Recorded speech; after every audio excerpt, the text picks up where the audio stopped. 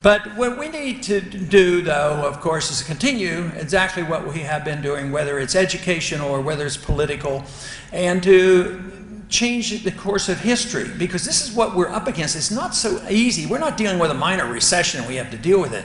We're dealing with about 100 years of perpetual and disintegration of what we're supposed to be all about, undermining our liberties. We have less liberties every single day. Our economy keeps getting weaker every single day. We expand our militant presence around the world. You'd think with us going broke, that we might say, well, why do we need another war? And here we are in Libya, another war. Did the war come from permission of the Congress through a declaration? No. It came from NATO and United Nations. We don't need any more of this.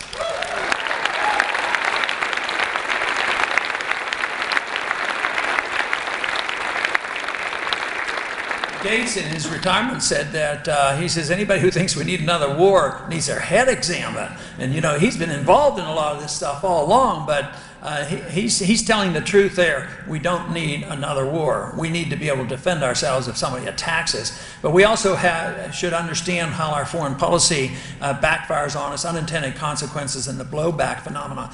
Because if we continue as a nation to think that the only reason anybody would ever want to harm us and just commit a crime against us and kill Americans is because we're free and prosperous, I tell you, we can't win that argument.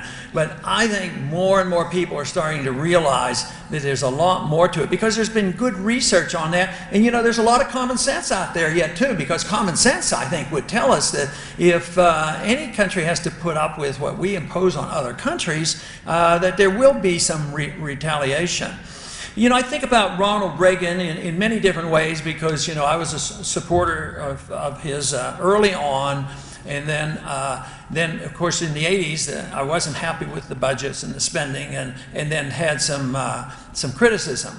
But he, in the early 80s, when he sent the Marines into Lebanon, I was a critic. That was when I was first in Congress. Then I left in '84 and was out for 12 years, and then went back. But early in those years, when the Marines went into Lebanon, I remember going to the floor. There were 3 or 4 of us complaining about this. And I remember at that time, Barry Goldwater Sr. was very much on that same position. So he was considered hawkish, but he didn't think this made any sense, putting our Marines over there. But then the Marines were killed, and the Marines were taken out. Immediately after the Marines were taken out, the suicide terrorism ceased. And there were several. It wasn't as epidemic as it is now, but the attacks against us absolutely ceased.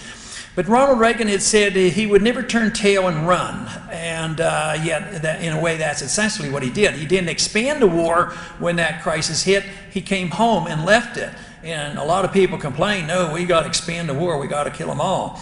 And I was anxious to see what he would do in his memoirs when he wrote about this, and he was very specific about it. And he even said, I said I wouldn't turn tail and run, but he says it finally came to me that the politics of that region are totally irrational. And there was no way to reconcile this, so he thought it was in the best interest of our people and for peace that he come home. And that's what he did. But he also said something that is not repeated quite so often. He said, if we would have been following a policy of neutrality and been more neutral at that particular time, he said those Marines would still be living. And you know, that is really sad, but it's courageous in one way, that he was trying to send a message to us that there are times when we just have to be more cautious. Another memoir that I thought was interesting to look at, and that was Robert McNamara. I mean, I was in the military from '63 to '68, and that was pretty much at the height of the Cold War. It was pretty bad times then. And McNamara was the chief cheerleader and the orchestrator and the building up of the troops and doing all this. So it was interesting to see that, you know, he really did come around to saying, he didn't say that how bad it really wasn't as bad as what some of us thought, but he at least recognized that it was absolutely turned out to be bad policy. And when he was being interviewed for his book, a reporter asked him, he says, does that mean then you should apologize? Should you apologize for what you did? And he said, you know, he says, what good is an apology? He says, the only thing that counts is you recognize your mistakes and change your policy. And I think that's what we need to do today.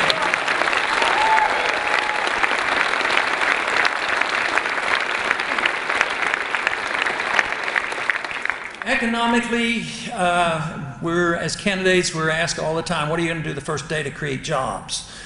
Well, the first day I could do is I could maybe bring the troops home, and I'd like to get rid of some jobs in the EPA and a few other places. But no, you're not going to have a wand and one day have jobs, but you do have to change the atmosphere. You have to change the attitude. You have to change the understanding, which requires doing more of what we're doing here and getting people to understand the difference. See, I don't believe you can have growth until you understand why we have a depression.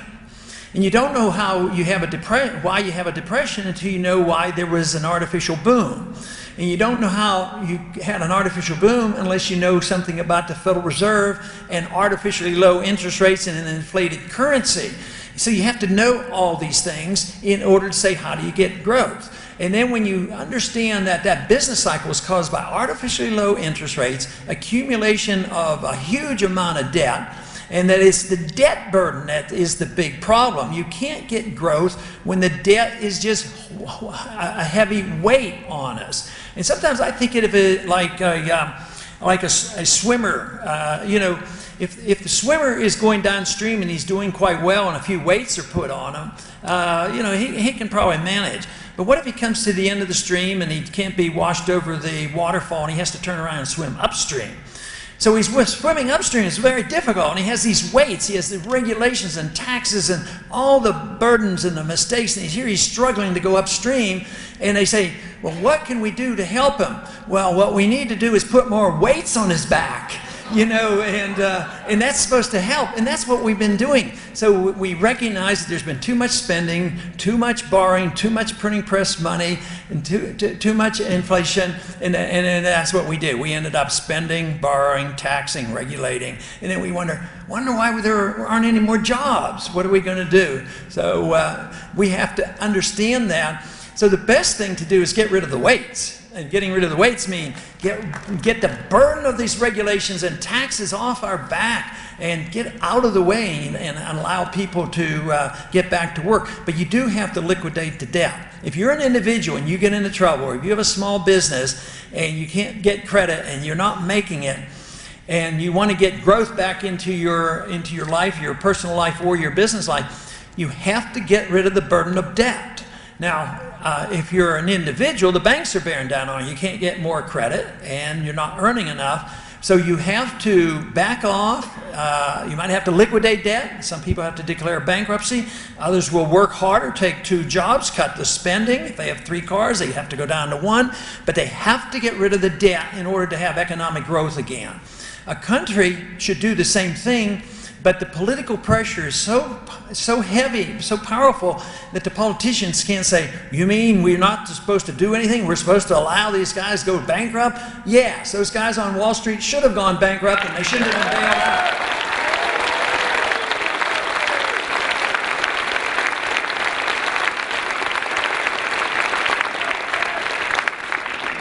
You know, this whole idea of allowing to go bankruptcy means that we should do a lot less, and that's what we did in 1921, and that was a benefit.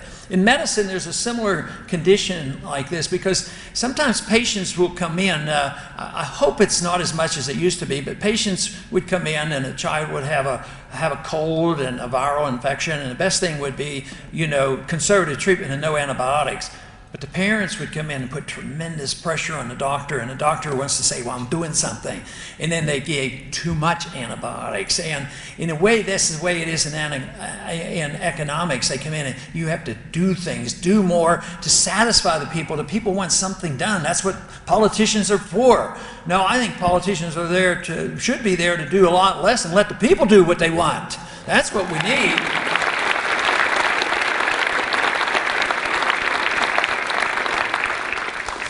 We're facing this crisis. A lot of people ask me, when do I think this is going to come to a head?